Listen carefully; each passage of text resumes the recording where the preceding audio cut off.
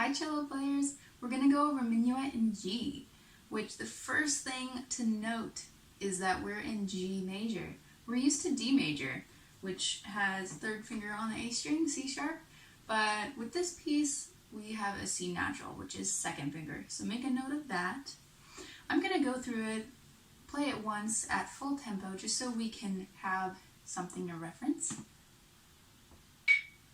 I've set my metronome at 100.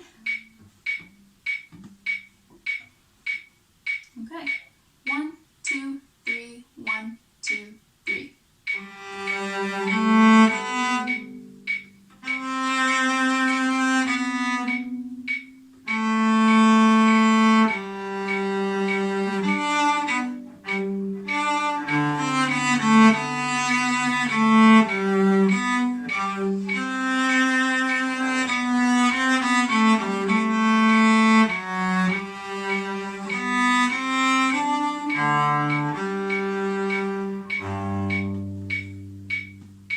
So notice how I completely ignored the metronome at the end there.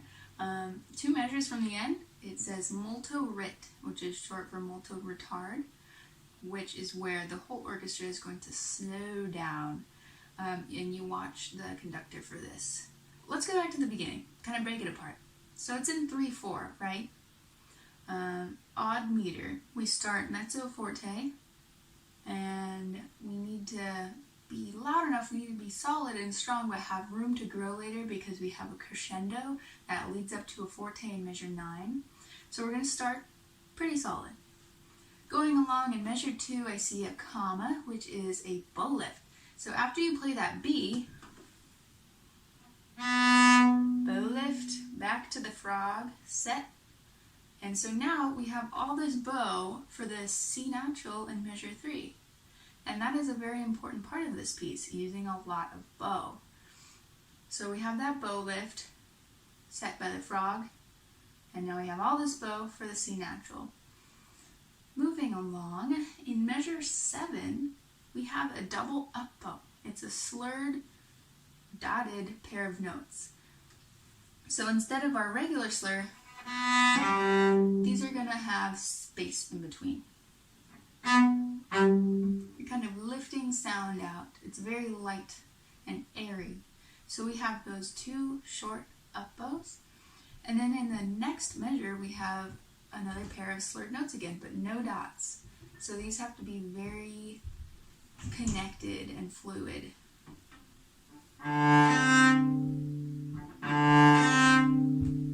This is across strings. So to practice this string change, just go from D to A. That sounded kind of funny, right?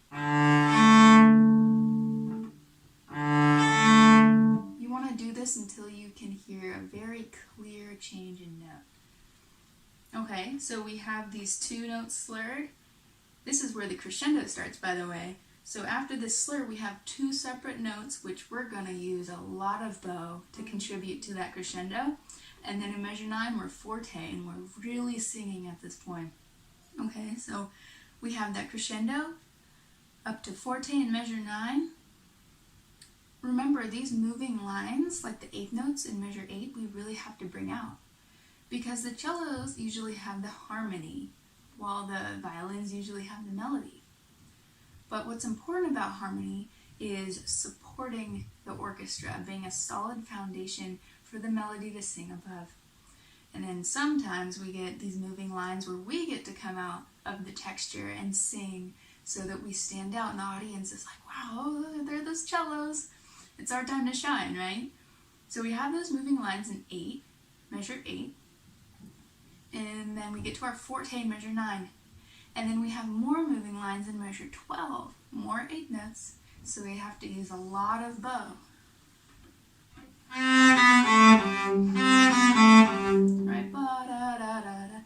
We're really pulling the sound out. And then at the end, we have our molto retard. So we need to slow down according to the conductor's taste. So that is basically Minuet in G. And the way you practice this is as slow as you need to. You need full control over what you're doing, especially when you have these cool articulations. You don't want to be zooming through and not really get to spend good time on those notes. So slow it down, and once you feel comfortable with your bowings, then move it up a notch, right? And eventually we'll get to 100 beats per minute. Remember that one of the most important aspects of this piece is our bow. We have our intonation over here, but there's a lot going on in the bow with the articulations and the dynamics and everything we have to do. So really take that into special consideration. And I think that wraps it up. So have fun with this piece, be patient with yourself, and really stick to that metronome like always. So, alright, see you in the next video.